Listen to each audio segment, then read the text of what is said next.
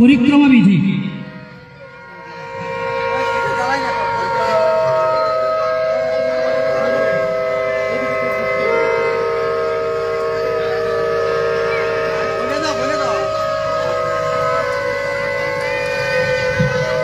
শ্রী গণেশ ঠাকুরও তার মা বাবা ভোলানাথ এবং মাতা পার্বতীকে পরিক্রমা করে আশীর্বাদ পেয়েছিলেন।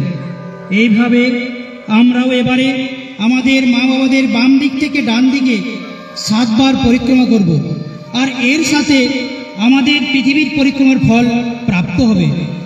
মন্ত্র শুরু হওয়ার পর পরিক্রমা শুরু হবে।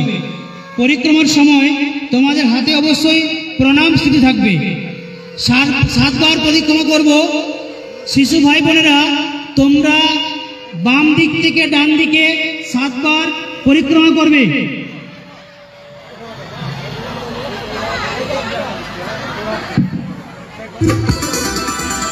এবার মাতা পিতাকে 7 বার পরিক্রমা করবে। বাম দিক থেকে ডান দিক, বাম দিক থেকে ডান দিক।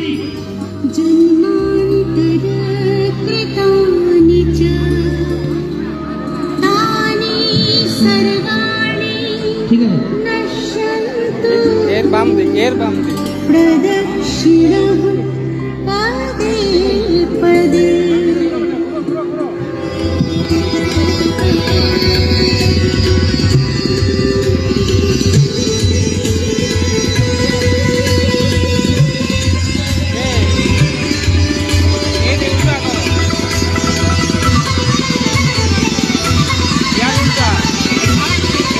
শঙ্খ বাজাবেন, শঙ্খ বাজাবেন।